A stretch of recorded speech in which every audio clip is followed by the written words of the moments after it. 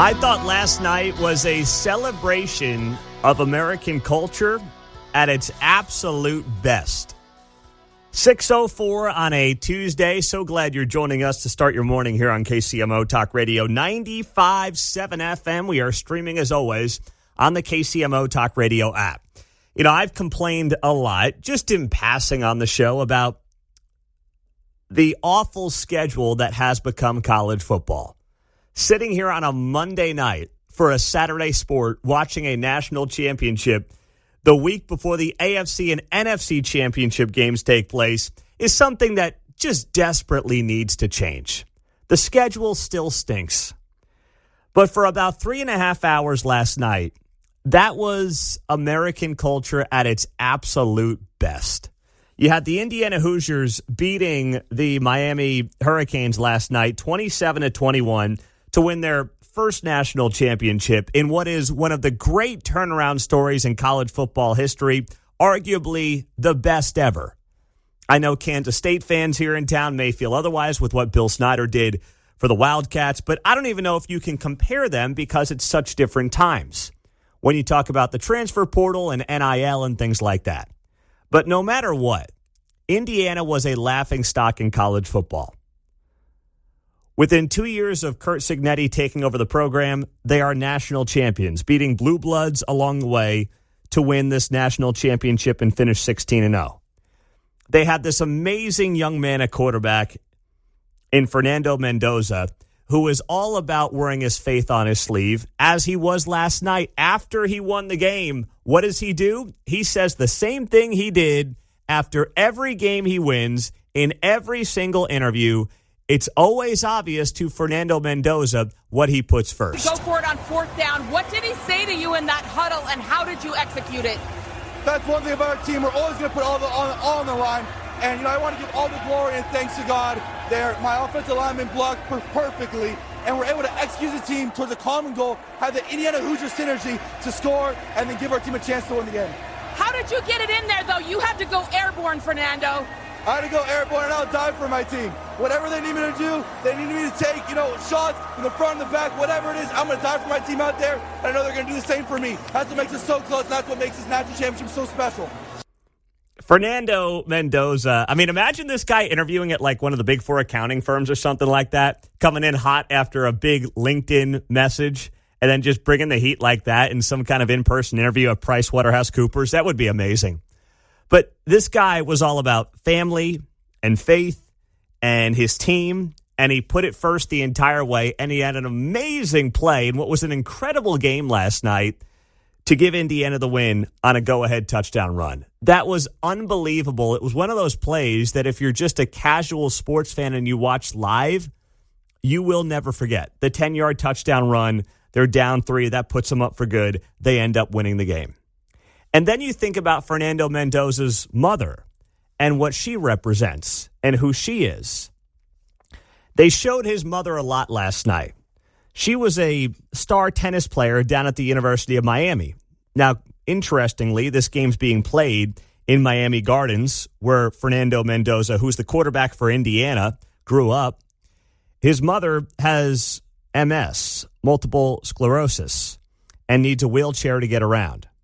She was diagnosed with the disease 18 years ago, and her condition got a lot worse when she got COVID back in 2020. Fernando Mendoza played football at Cal, then he transferred to Indiana to be closer to his parents so they could watch him play football. He ends up winning the Heisman Trophy this year.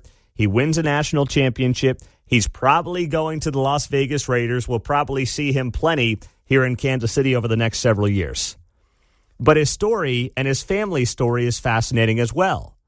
His father was born in Boston, raised in Miami, to 2 children of Cuban immigrants. Mother also has Cuban heritage, earned 2 degrees at the University of Miami, and played tennis for the Hurricanes. These people came from communist Cuba, and they have now lived the American dream. And now they have watched their son obviously become one of the biggest superstars in all of sports and likely the number 1 pick in the NFL draft next year. Father now is a doctor at a children's hospital in Miami. This entire story is America at its absolute best. from Fernando Mendoza and his personal story and his family's success getting out of Cuba to the Indiana Hoosiers, a team that was a laughing stock for years.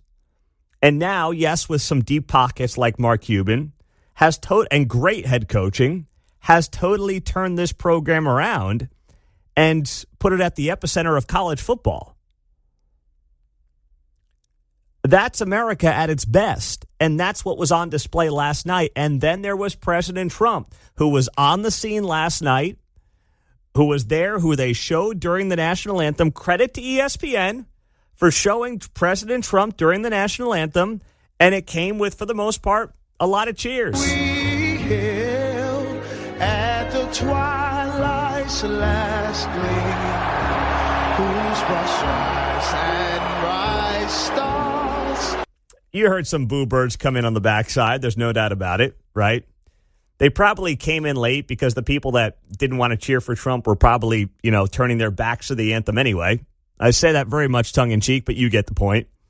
But it was a special night because we don't get a lot of those anymore. The Super Bowl is kind of it when you think about big-time American cultural moments that matter. The Oscars are done. The award shows are meaningless. It's really just sports. And when it comes to sports, the World Series doesn't have that juice anymore. It's only football. Football is the sport that we are addicted to. And I believe the ratings are going to come in because of Indiana, because of the turnaround, because of the story, because of the quarterback. You're going to see some huge ratings. And that, frankly, the only reason that disappoints me is because it might trick the leaders of the sport into thinking that, well, you know what? Maybe we should leave this championship game in mid to late January. Next year, it's going to be January 25th. It's going to be the latest ever for a national championship game. That can't happen. It's too late. That can't happen. But it was a special night. Outside of the half hour of the game I missed, it was like the second quarter when our youngest Charlotte was having some night terror. So I was sitting there in her room, tapping her tush for about 30 minutes and then sleeping in a chair. So I missed a little bit of the second quarter.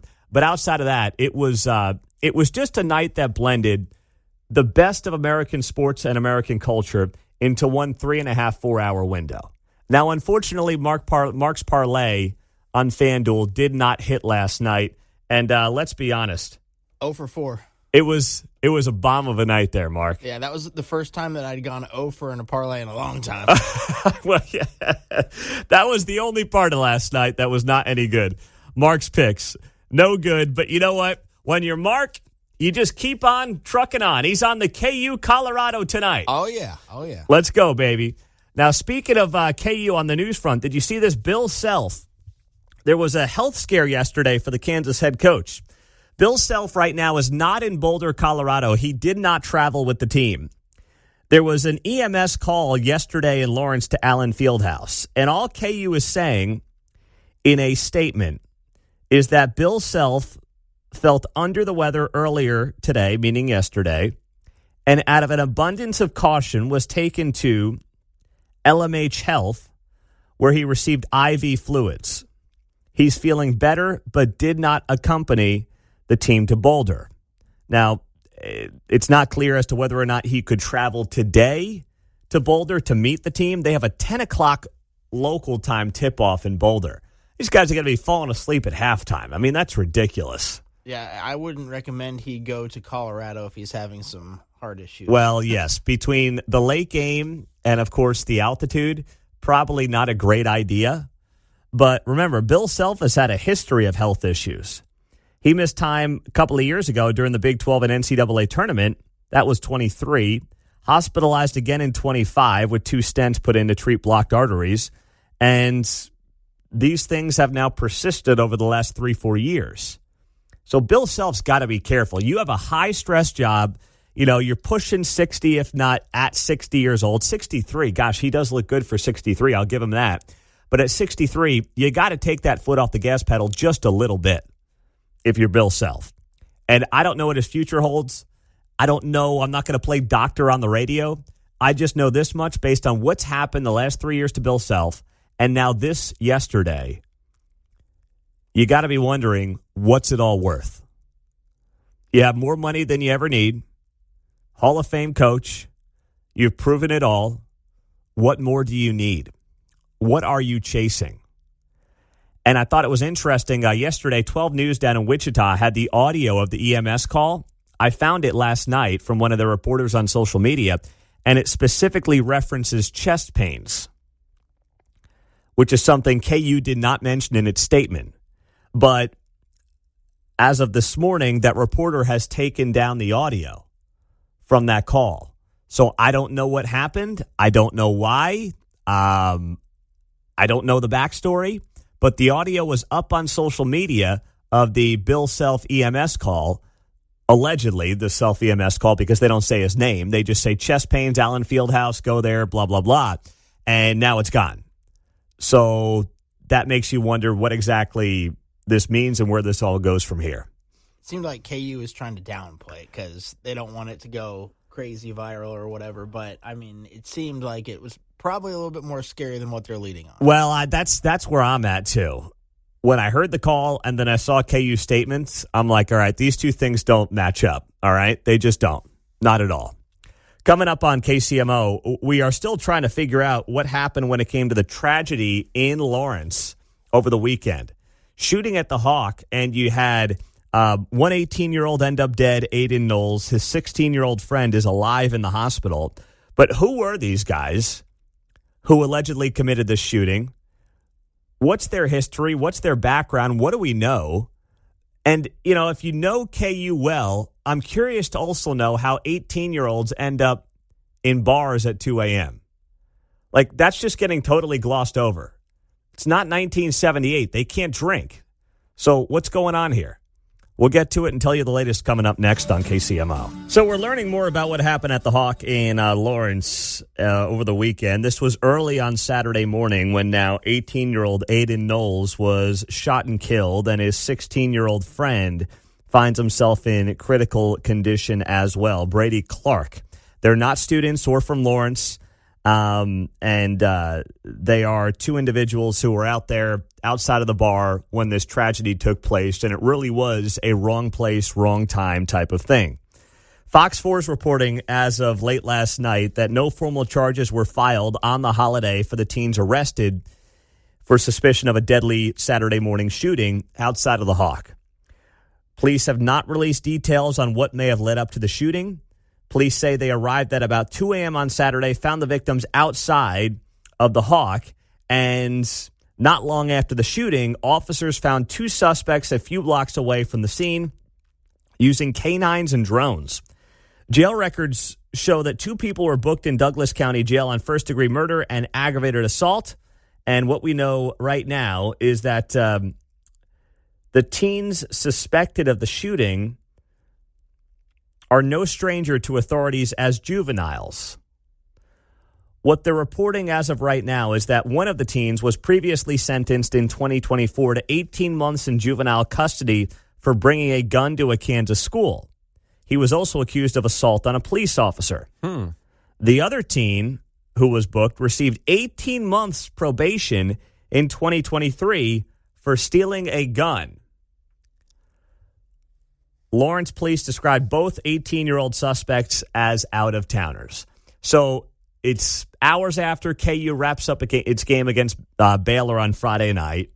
You know, people are out on the town. They're out hanging out. They're going to the popular bars. The Hawk is actually right around the corner from the Beta Theta Pi fraternity house. I was a Beta at Villanova, so I've been to the Beta house at KU a couple of times with some of the alum and just gotten the tour and gotten the vibe for what is a really cool fraternity house. And that area has a lot of the fraternity houses there. That's really neat. And the Wheel's right around the corner. It's a good scene. I like it. I have not been specifically to the Hawk, but it's just your run-of-the-mill college bar. And to think that these two teenagers are there. Now, how they're there, I still don't understand. It's 2026. You have to be 21 years old to go into a bar to drink. I don't know if the Hawk has the reputation for being one of those places, as I put up my air quotes. I don't know. I'm not going to accuse them of that. But obviously, you have not just underage. They're not 19 and 20. They're 18, and you got a 16-year-old at the bar at 2 in the morning. the Jayhawk Cafe technically is what the Hawk is called. So I don't know if that absolves them. I'm not sure. So you're saying that maybe because it's a cafe or it's called a cafe, that somehow gives them leeway on who can get in and who cannot get in? Possibly. All right. Well, I'll take that for now. I don't know what it means. But the Hawk put out a statement yesterday saying, "We're deeply saddened by the senseless and tragic incident that occurred outside our establishment. Our thoughts are with the individuals who were harmed, their families and loved ones, and all those affected. We are fully cooperating with law enforcement in their ongoing investigation. The safety of our guests and staff remains our top priority, and we appreciate the quick response from first responders. We thank our community for its support." I thought that was interesting. Our thoughts. No prayers in there, just the thoughts from the Hawk. No reason to throw in any prayers. That'd be a little too much, I guess. But that's the official statement from the Hawk over the weekend. So you have obviously people who have been interviewed in the area saying, hey, this is obviously concerning. The bar has gotten at least 59 calls over the past year to Lawrence Police, including calls for fights, battery, and proactive bar checks. They've done 14 of those in the past year to enforce liquor license compliance and prevent underage drinking, according to police. Lawrence Police Department says they work hard to limit underage drinking, but it's a common problem in all college towns and a significant concern of theirs in Lawrence. I get they can't do it all. But this thing is a bad look for Lawrence, for the police department, potentially for some area judge, depending on what these kids' backgrounds are when it comes to the shooters, what they have alleged to have done, and whether or not they got an appropriate sentence based on what they had done. I don't know yet. We don't have those details. But this thing is going to go deeper. Very similar to what happened last week up in the Northland with Chris Wells, the 41-year-old father who's dealing with a headache of a neighbor. They're calling local authorities for years at this point, dozens of complaints to 311, dozens of calls to the police department, and no one does anything. And then this father of four at 41 years old ends up getting shot and killed, allegedly, by this crazed neighbor who people have been complaining about for years. We don't have all the details as to what exactly happened here with this or these shooters, these two individuals, these two teenagers, 18 years old, who are alleged to have shot and killed this 18-year-old Aiden Knowles and killed or injured his friend who's 16. We don't know yet what exactly their background is. But if it turns out to be something similar, where these guys were slapped on the wrist and were not treated like hardened criminals based on what they may have done in their past, then you know what? That's going to open up that same can of worms of the soft on crime approach that is becoming, unfortunately, far too prevalent in not just Kansas City, Missouri, but potentially in Lawrence and other parts of the state as well. And it's bad judges, in large part. It's them taking a soft on crime approach that's not helping communities anywhere in Kansas, Missouri, or around the country. Coming up on KCMO Talk Radio, wow. Was there ice up in the Northland yesterday, or were these protesters just out there freezing their butts off for no reason? Well, thank you for the little tidbit on the text line. I did not know. I was talking about the shooting at the Hawk right before the bottom of the hour. That when I referenced Beta Theta Pi, I was a fraternity brother there at Villanova, and the Beta house at KU is right around the corner from the Hawk. On the text line, Pete, famous Betas include Sam Walton, John Wooden, and Adam West. Okay. All right. That's quite a trio there. Different people. Well, that's back in my era, Pete. I like John Wooden. His book is an all-time great. Read that many times, but either way, of course, never got to see him coach. But, yeah, that's a nice little list. Interesting there. Okay, so what was going on in the Northland yesterday? Manny Abarca, Jackson County lawmaker, started going nuts on social media yesterday. When he put out a post, it was a screenshot of something from Facebook, and he shared it over on X, saying, "Ice out of Gladstone.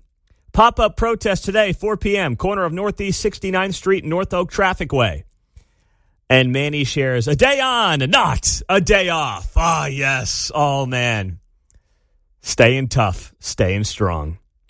So I sent this post to law enforcement up north, and I said, hey, You got any protests up there? What's going on? You got ICE up there? What's happening? Made some calls and found out that no, ICE was not in Gladstone yesterday. And all of this was based off of some bogus photos that were circulating on social media that turned out to be fake. So the local news is covering this last night, and they're out there and they're like, okay, well, we now know that the person who posted these photos of like masked ICE agents with rifles are not real pictures from this weekend in Kansas City. They're not real photos from yesterday in Gladstone. They had nothing to do with anything.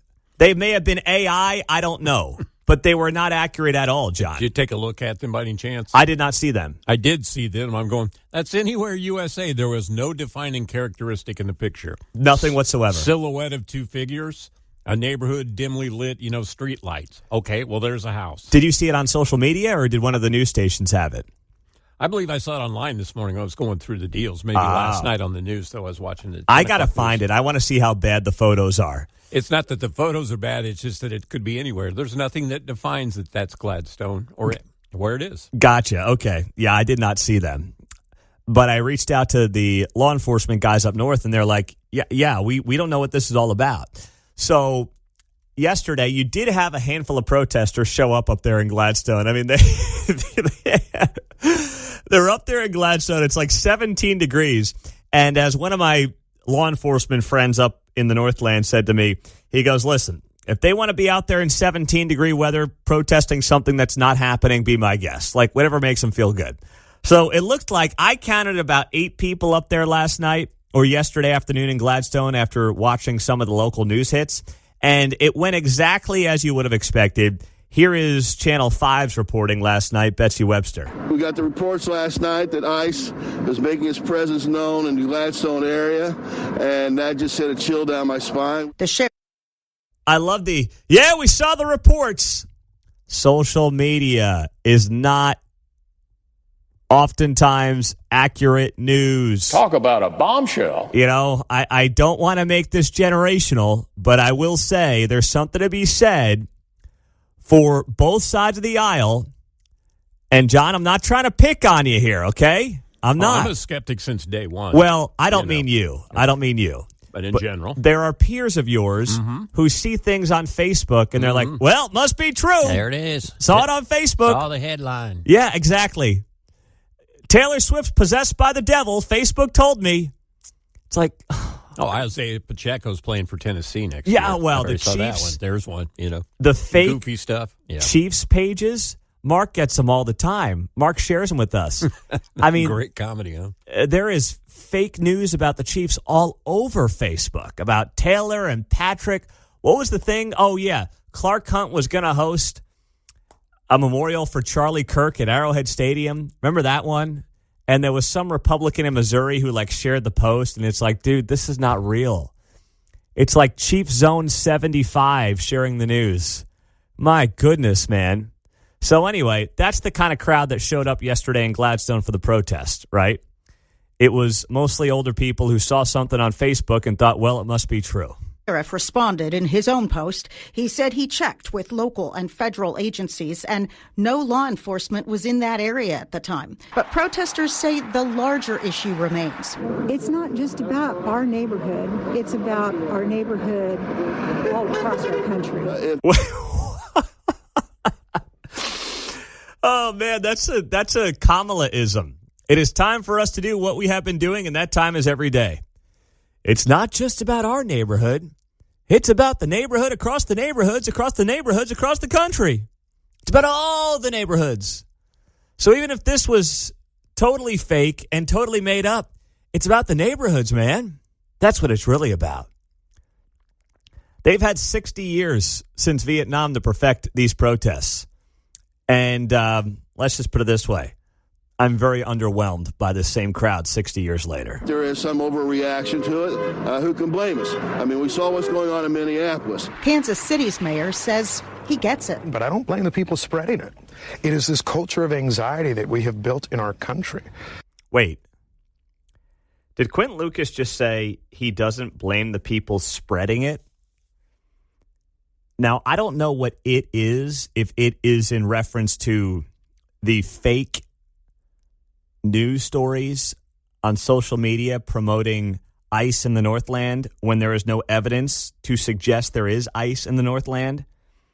If that's what the mayor is referencing, and I don't know exactly what it refers to there, but if that's what it refers to, boy, that is disappointing for a guy that, listen, we disagree plenty, but I still respect the office, respect the position, and I do respect him for doing things like coming on this show every week and talking to people that other people won't talk to. I respect him for doing that. But I do not respect anybody who's posting fake photos of ice in the Northland and then giving them an excuse and being like, well, people are scared, so I don't blame them for doing that, John. Yeah, I sent you a link there real quick. If you want to scroll down, shouldn't take too long to find it there. Well, I'm sure it's a terrible photo. Oh yeah, there it is. Yeah, right down Look there. at that. Right. Look at that.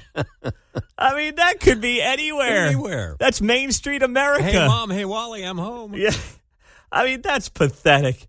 And by the way, it could be two guys dressed up as ice agents on Halloween. It could be cutout figures. Exactly. And that's what sent these protesters to Gladstone yesterday in 17-degree weather to protest. My gosh. I mean, get some hobbies, pick up knitting, do something. America is not about dragnets. America is not about trying to make hundreds of thousands, if not millions of people live in fear. Lucas says Kansas City officers will identify themselves, and they want you to feel safe, whether you're protesting or at home. And if you see masked men with guns, you can always call 911 for verification, and if you feel unsafe. Now, with all due respect to Mayor Lucas, I don't see the dragnets being broken out around town. Do you? Anywhere? The dragnets? I mean, what is this? Missy B's. What is this, theater class? Come on. The dragnets? I don't want anybody who is a legal citizen in America to live in fear. And I don't believe any legal citizen has a reason today to live in fear. Have there been a handful of legal citizens who have, yes, been detained by ICE accidentally? Yes, that is true. That is true. I will readily admit that. But if you think that legal residents need to permanently live in fear because of the policies of ICE and this administration right now when it comes to deportations, you're just looking for a reason to play the victim. Like, that's it. You're not living your life in reality. It's like living your life in fear of getting struck by lightning. No one does it. So why would you do it on this? Why?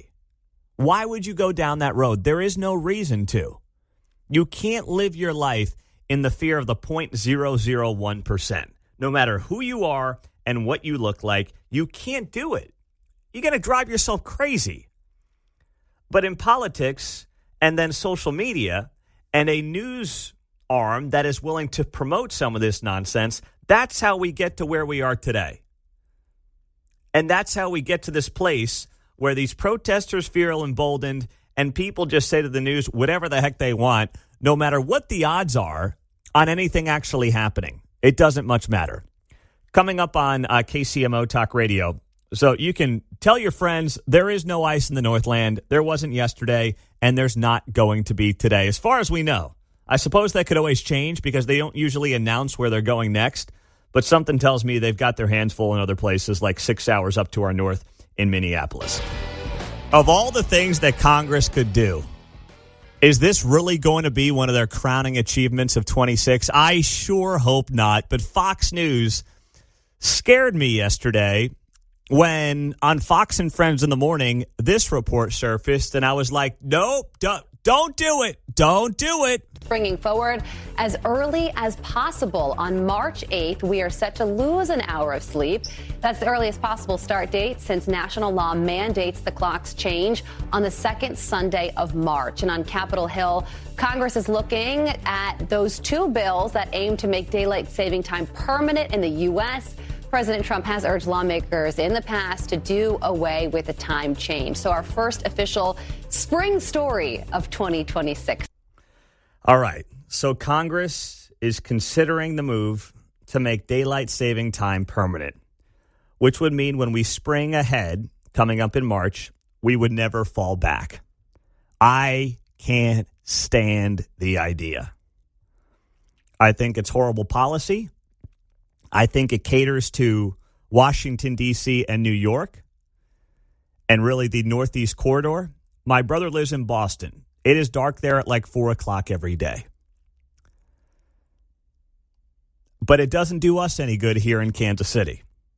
Unless you want to wait until it's like 9 o'clock to see the sun in the middle of winter, and you want kids going to school and walking to school and getting on school buses when it's pitch black. If you think that that's a great idea, then this is for you. If you say, you know what, we've got it pretty good right now. I mean, we're shortening the window, it seems like, of when we are in standard time anyway. You know, it used to be like middle end of March. Now we're moving up towards early March. It also seems like it also happens later now. I seem to recall it used to be late October. Now it's pretty much early November. It always falls right around Kate's birthday of November 8th is what it seems like now. So we're in a place where we've got it pretty good. Why you would move to permanent daylight saving time, basically spring forward and never fall back, when I think you put kids at risk all over the country, but especially like here in Kansas City right now, today, the sunrise is going to come in about 27 minutes, 7:34. I'm sitting here at 7:07, and it's still pitch black. If you had permanent daylight saving time, this is what it would look like at 8:07 in the morning. It'd be 8:07, and it would still be pitch black. For what? So you can get home at 5 o'clock and maybe see 90 minutes of sunshine? Which, by the way, when it's 15 degrees outside, does it really matter? What's the point? There's something to be said for having that sunlight actually in the morning, even if you're just driving to work from a safety perspective. It makes more sense to me. So yesterday I posted about this on my X, and it got tens of thousands of views and hundreds of comments and whatnot. And there was this account that found me. And I didn't know this organization existed, but it's now my favorite social media account. And the account is called Save Standard Time. And what this account actually lobbies for is ditching daylight saving time, ditching the spring ahead, and just leaving us permanently on standard time.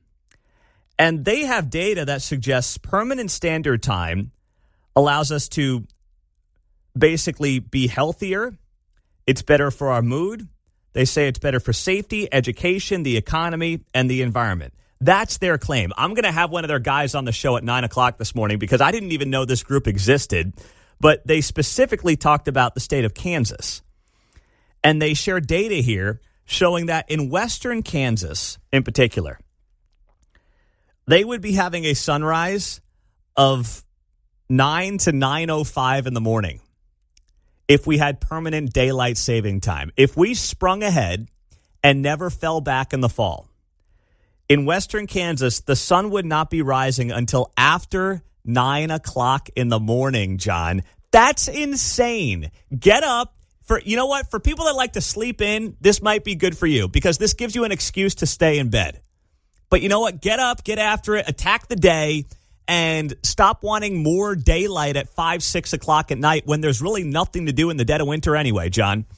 I'm a little confused here because I think we're confusing daylight savings time and standard time with the equinox of winter when it gets darker anyway. I don't ever recall a 9:05 sunrise on daylight savings time. There isn't. This is western Kansas. Right.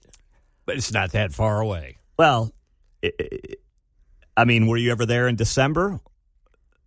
That's what I'm saying. I don't recall that. That's what I'm saying. Well, this morning... it's got to be worse in Colorado if you're making a case in western Kansas. Well, then you shift into the different time zones. Obviously, they were tilting on its axis and that whole science thing. I think we're confusing sometimes with it being part of daylight savings This time. Morning in Garden City, Kansas, the sunrise is 7:56. Mm-hmm. And it'll rise earlier tomorrow. Correct. Right. But and even earlier the next day as we head towards June 21st. But if you are in permanent daylight saving time, that would be 8:56 in the morning, 9 a.m. Mm-hmm. So what's confusing about that? Well, I'm saying that when it's daylight savings time in western Kansas, the sun comes up at 9:05. Is that what you're telling me? This morning, it would come up at 8:56 Gotcha. if we were in permanent daylight saving time. So 7:56 today. Right now, Right it's now, 7:56, yes. Right. Mm-hmm. So what's confusing? I'm saying we operate in daylight savings time, and these complaints haven't been made about it being dark at 9:05. Well, because we don't operate in permanent daylight saving time. That's what I'm saying. But when we do, though, it's not that late because it's summer because of the equinox. Correct. So I don't really know what we're debating here. I'm just saying that I don't think that Maybe Western... that's why. I mean, what are we debating here? Let me get back to what I was talking about, Sure. which is I don't think Garden City, Kansas should be waking up and realizing it's going to be dark until 9 o'clock in the morning. I think that's bad policy. It's really that simple. That's why I would not spring ahead and not fall back. That's it. I don't want to confuse people. I don't want to make it any more complicated than that. You've always been a standard time guy, right? I'm Yes. trying to recall when we've had these conversations. Yes. You're always a standard time guy. Okay. Correct. And I'm just, let's pick one and do it. That's where I'm at. Well, I don't really have a problem with what we've got. I Right. think we've Yeah. we've threaded that needle completely fine. Mm-hmm. You know, I mean, if you had to put a gun to my head and say which one would I pick, I would pick standard time. That's what I would do. But that's not really, I think, on the table either. Congress is not looking to do that. I just say leave it the way it is. I mean, if Congress wants to tackle anything, tackle things like $37 trillion in debt. Stop wasting our time on trying to get yourselves another hour of sunlight in New York or Florida in the dead of winter. That's what you should be thinking about. They did this for the farmers initially, right? This daylight Well, it was saving. set up in the Midwest to allegedly allow that. I don't know the history. I don't know. That would be here in Kansas, right? They used agriculturally. Well, remember this, too. They tried this in 1974. In 1974, there was permanent daylight saving time for 1 year. And what happened? Well, no one liked it, okay? There were multiple kids that were injured and killed when you had permanent daylight saving time. Why? Because, once again, you had kids in the dark going to school in the dead of winter. That's what you had. I mean, I'm looking at some of the stories here, and I shared this on my X account just now, at Pete Mundo. You can see it there, where there were multiple stories from 1974 when we had a year of permanent daylight saving time that says a lot of people were left in the dark in the morning. You had road crews starting 1 hour later. You had school children exposed to danger, and none of it worked out, and then they got rid of it. So why would we make that same mistake 52 years later? It doesn't make any sense to me. And I hope that Congress totally stays away from it. So Congress is considering, per a report from Fox News yesterday, moving to permanent daylight saving time. That means when we spring ahead, we will not fall back. I think it's bad policy, but the text line having a field day at the expense of John and myself. Someone says, Pete, you and John sound like an old married couple debating this one. I said, no, where we do sound like an old married couple is he's saying something that he completely understands. I don't understand what he's saying. And then I'm saying something that he doesn't understand. So it's like you're talking past each other like an old married couple. So I'll give you that. And that's exactly what was going on. And that's totally fine. I mean, it's part of doing live radio. It's all good. Here's what I want to see. I'm fine with the way things are, falling back, springing ahead. But if you said to me I could only have one, standard time or daylight saving time, I would pick standard time. I don't need it light out until 9:15 in the summer. It doesn't matter to me. That's my personal opinion.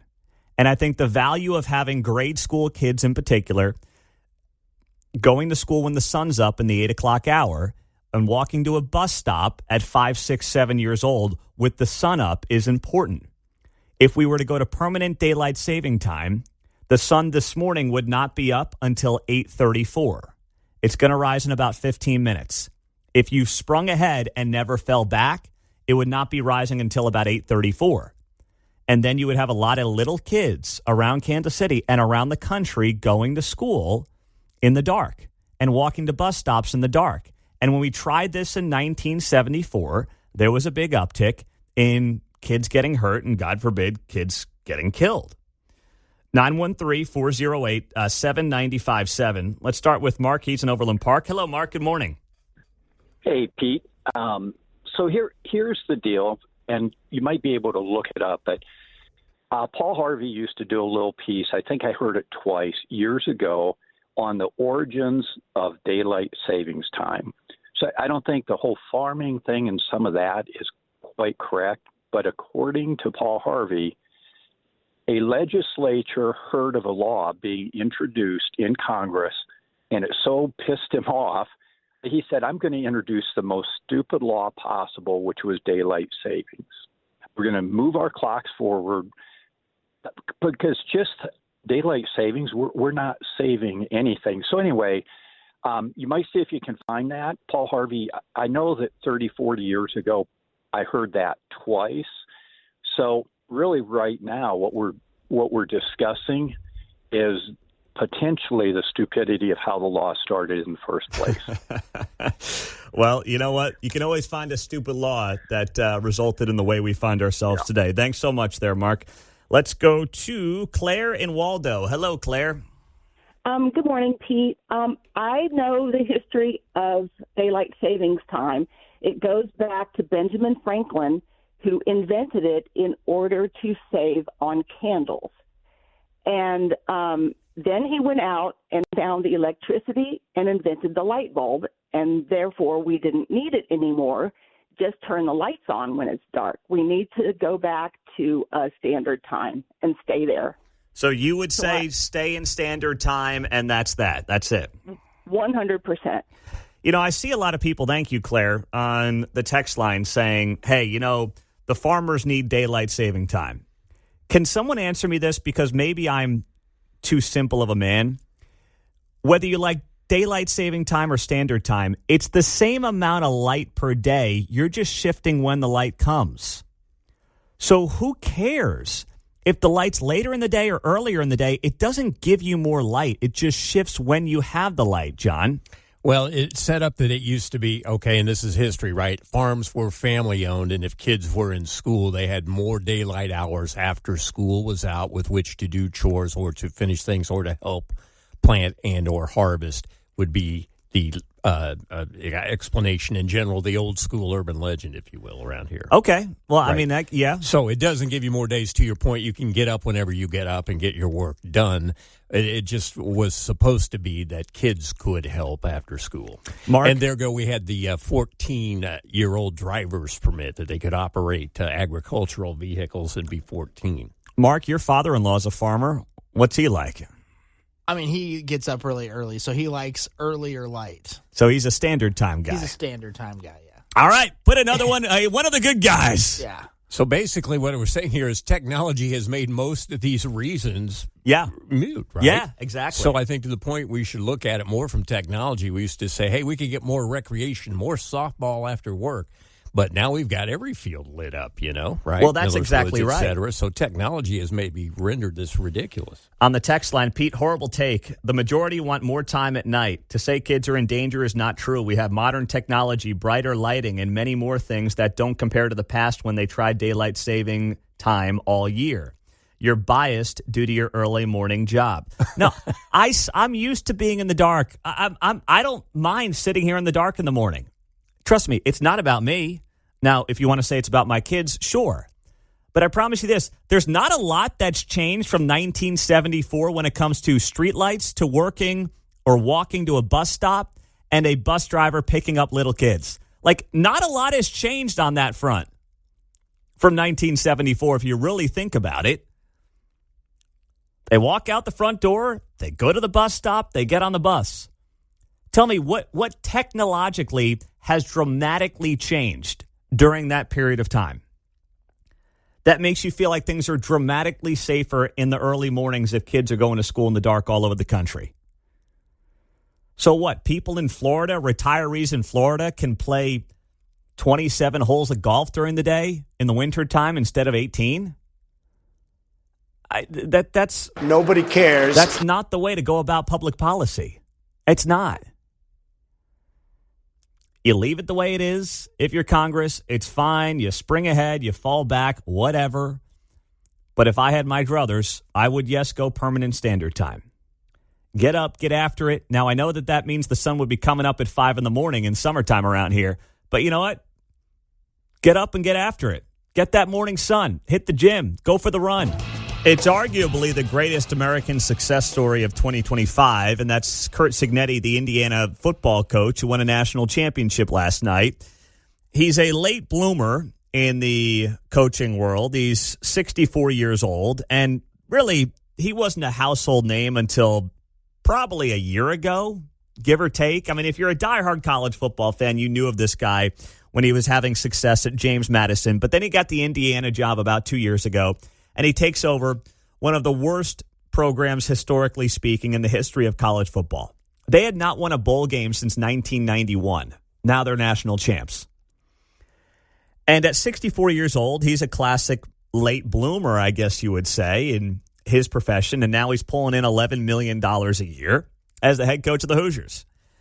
And after last night's game, I stumbled upon this story in the Wall Street Journal. It says here, Curt Cignetti has won 2 bowls at Indiana and eaten 500 bowls at Chipotle. And it reminded me of something that someone once advised me on many years ago. They said, during the day, try to limit the amount of silly decisions that you have to make, like what you're going to wear, what you're going to eat for lunch. That way you can focus on real big decisions that actually have an impact on either your life or your career. So the story notes here that Curt Cignetti is such a fierce creature of habit, even by the maniacal standards of college football coaches, that he eats the same burrito bowl every single day, every single week, except when his team is traveling. Here's the order at a Chipotle: rice, beans, and chicken, skips the rest of the toppings, but adds a side of guacamole. His order costs $10.90 before tax, comes in at 750 calories. As far as Cignetti is concerned, not having to worry about lunch is simply another way to spend more time worrying about football. Jake McDonald is Indiana's assistant director of football operations, and he says here that Cignetti just wants to be able to eat it, watch his film, and go for the next game. Jake is the guy who's picked up the burrito bowl for the past 2 years. He adds here he's a simple man. Well, thankfully, he's not a filet-of-fish guy. Imagine ingesting 500 filet-of-fish over the last 2 years. I mean, Curt would have had a heart attack on the sidelines last night if he was having the Trump order every day. Pizzas, we have 300 hamburgers, many French fries. What was Trump eating on the campaign trail? He had a quarter-pounder of Big Mac and fries. Yeah, and I think there was a filet-of-fish in there, wasn't there? Yeah, there was. I think it was a Big Mac, a quarter-pounder, a filet-of-fish, and like a medium fry. Good thing that Curt Cignetti's keeping it lean with the chicken at Chipotle there, John. Jeez. Yeah, there's something to be said for consistency there, Rain Man. Yeah. Yes, there is a Rain Man element to it. You're right about that. Probably also gives him a little time on the toilet so he can keep his iPad out there and keep watching the film. Oh, come on, Mark. Come on. What do you stop with your mind going into the gutter? Saying. What's wrong with rice, beans, and chicken? That's beans. Oh, the beans? Will give you a little. I don't know. Everyone's different there, Mark. I've eaten chili for 3 of my last 6 meals, and I'm doing just fine. All right. Everyone's different. But now you know how Mark's stomach appears to operate. Mark's getting nervous just hearing about beans every day for lunch. Yeah, no thanks. Jeez. They do make products for that, though, sir. Right? Oh, my goodness. No, I'm with it. When you're busy, it's like, bring it in. If somebody's bringing it to me, all the better. I hate it when I come here to work and I don't have a plan for lunch. Either I'm bringing lunch, I've got a lunch I've got to go to, a meeting or something like that. And then there's probably maybe one day a week when I show up here and I'm like, I've got to figure out lunch. And I hate the feeling because, to Curt Cignetti's point, it's something I have to figure out what to do about that I don't want to figure out what to do about during a busy day. I see your conundrum, sir, but I know what I'm having for lunch since 1965. That's the first thing before we get out of bed. You know what? I haven't had a filet for a couple of days. See, but it sounds to me like you enjoy that. You enjoy the idea of thinking about what you're going to get for lunch. I hate it. But it's already made before I get here. But to your point, I understand. It's like you bring your lunch a lot. So if you don't bring it, then you're like, you don't just go somewhere here in the building. So you're going to have to get in the car and go somewhere, maybe find someone to go with you, yada, yada, yada. And then I'm wasting 10 to 15 minutes in my day. There, sure. And even more. Not that I'm Rain Man here or something like that. But the idea of wasting 10 to 15 minutes. Would you like to leave a tip? Well, don't even get me started. Please don't even get me started. You made me a sandwich. They paid you for that. We're all going our separate ways. But the idea of having to waste time and even waste time thinking about it drives me nuts. So what we all have to figure out how to do in life is have an assistant that will pick up our burrito bowls every single day and show up at our desk. All right? That's when you know you've made it. There's a Chipotle right around the corner, so if you're ever just go with the Kurt. That's what I would say. I thought you were going to offer to be the guy that picks up the burrito bowl for me, John. I could do that, too. Or Mark. No. Okay. No, I wouldn't do that to you. That'd be unfair. Mark, I mean, you guys are busy, too, all right? The idea that you guys aren't busy as the day goes on, my goodness, you should see these guys hustling. John's cutting up audio all over the place from the show. Mark's doing all the social media and the podcasting. There's a lot going on around here. Jason's on KCMO. Hey, Jason, good morning.